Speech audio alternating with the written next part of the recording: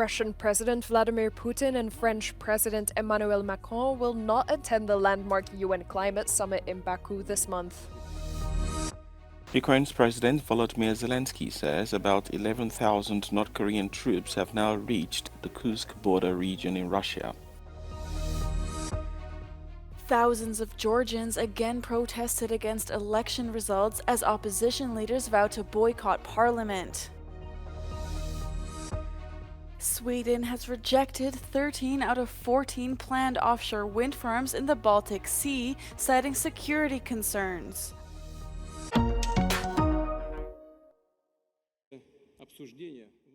Sources close to the UN informed Euronews that Russian President Vladimir Putin and French President Emmanuel Macron will not attend the landmark UN climate summit in Baku this month.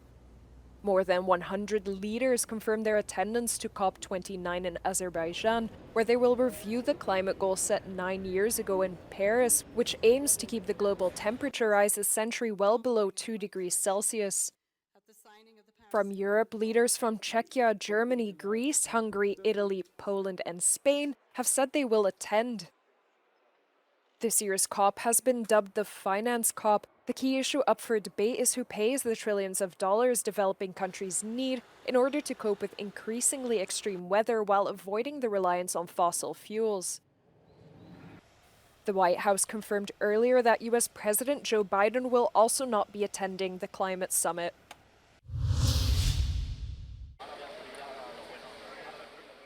Citizens, volunteers, and thousands of soldiers and police officers continued a joint cleanup effort following devastating floods in eastern Spain that killed over 200 people. Throughout the town of Aldaya near Valencia, volunteers set up medical and food distribution points. But many people feel abandoned by authorities. No, aquí estaba toda la calle llena de coches y aquí nadie.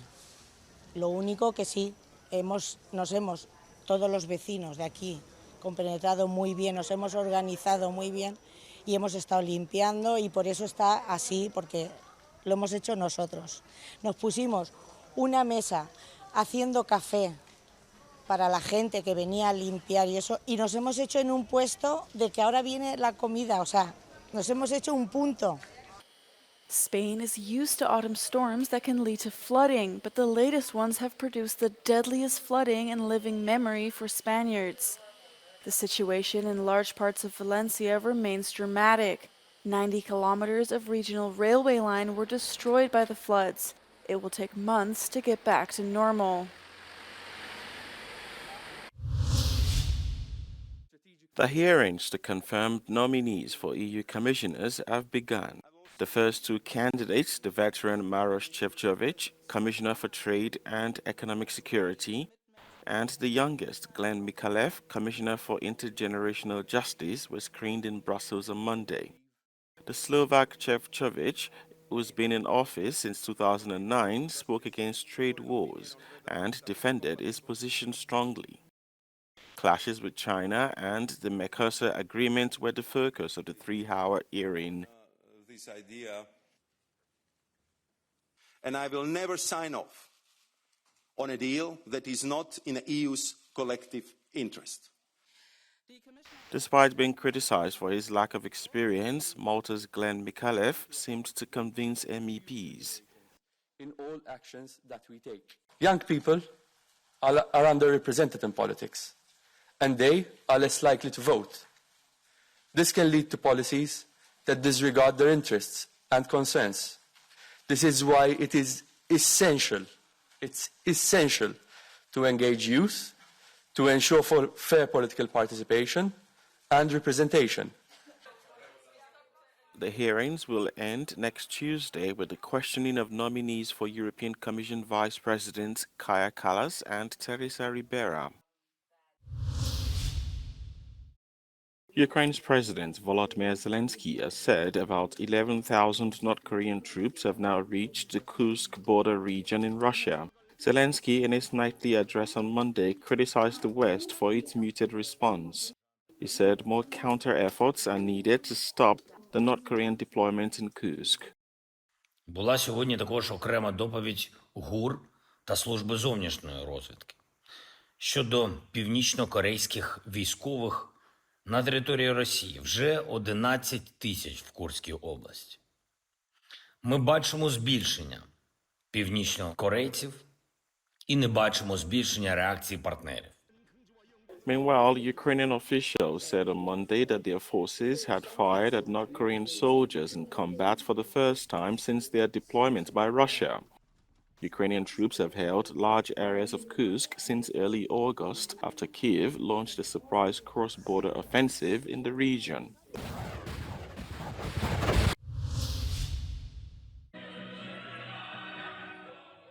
Thousands of Georgian opposition supporters gathered in Tbilisi for a second time on Monday to protest the election result they say was rigged. The ruling Georgian Dream Party was declared the winner on 26 October amid allegations of vote rigging helped by Russia. The protesters waved Georgian and European flags demanding new parliamentary elections under international supervision and an investigation of the alleged election fraud. European election observers said they witnessed instances of bribery, double voting, and physical violence. Opposition leaders vow to boycott sessions of parliament and hold regular protests until their demands are met.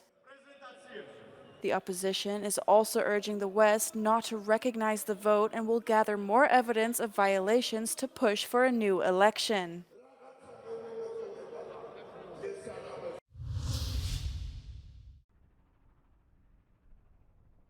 Sweden has rejected 13 out of 14 planned offshore wind farms in the Baltic Sea, citing security concerns. Only one new wind farm has been approved, the Poseidon project, which will have a maximum of 81 turbines. Poseidon, som ligger på västkusten utanför Stenungsund, får nu tillstånd att bygga ut en havsvindpark som kommer bidra med en elproduktion på 5,5 terawattimmar per år inom elprisområde 3. Och jag ska berätta mer om den parken strax. Regeringen har också beslutat att avslå 13 havsbaserade vindkraftparker i Östersjön med hänsyn till att en etablering av dessa skulle medföra en oacceptabel påverkan på försvarets intresse. Sweden's defense minister said that the wind farms would make it harder to detect and shoot down missiles to defend the latest NATO member in case of a conflict. Voters have started arriving at polling stations across the United States to cast their ballots in the presidential election between Kamala Harris and Donald Trump. They will also decide which party, Republican or Democrat, will control the House of Representatives and the Senate. Tried to stick to my values and just tried to pick candidates that align to those values and who I thought were going to be best for the offices that they were running for. But the results of the election will not be official until all votes are counted, which could take a number of days, partly due to the processing time of mail-in ballot papers. The two candidates spent the last hours of their campaign overlapping in Pennsylvania, the biggest battleground state. Democratic candidate Kamala Harris will be the first female president if elected. She has promised to work across the aisle to tackle economic worries and other issues without radically departing from the course set by President Joe Biden. Republican candidate Donald Trump has vowed to replace thousands of federal workers with loyalists, impose sweeping tariffs on imported goods, and stage the largest deportation operation in US history.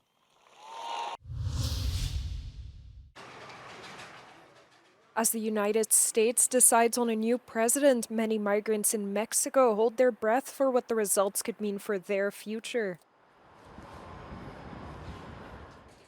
Both Republican candidate Donald Trump and Democratic contender Kamala Harris pledged to tighten immigration enforcement in their election campaigns. Preocupante porque de repente esa oportunidad se puede acabar y es la esperanza que hay una puerta que se puede cerrar. Entonces, pues la verdad. Habla como mucho, con mucho racismo, hacer una deportación masiva, o sea, deportar a gente que ya está dentro de Estados Unidos, como también que quiere quitar la aplicación de CBP One. Trump, who recently pledged to carry out the largest deportation operation in American history, criticized the Biden administration for its weak stance on immigration enforcement. As a result, Harris called for even tougher border restrictions after new asylum restrictions imposed under Biden already led to a decrease in arrests made for illegally crossing the border from Mexico. While Americans are anxiously awaiting the outcome of this historic presidential race, Washington is bracing for the worst. The District of Columbia is preparing for another violent attack of supporters of Donald Trump should he lose to Kamala Harris. As you can see behind me, the White House complex is looking like a fortress. A black metal fence of more than 2 meters in height has been added to already existing tight security measures. Federal and local authorities fear scenes reminiscent of the deadly assault on the Capitol on January the 6th, 2021.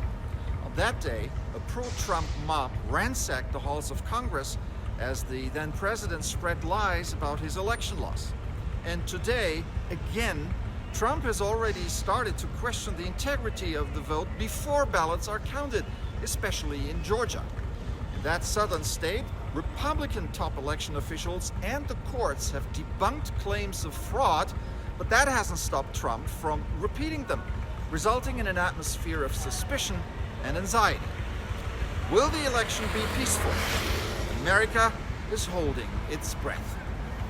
Stefan Grobe, Euronews, Washington.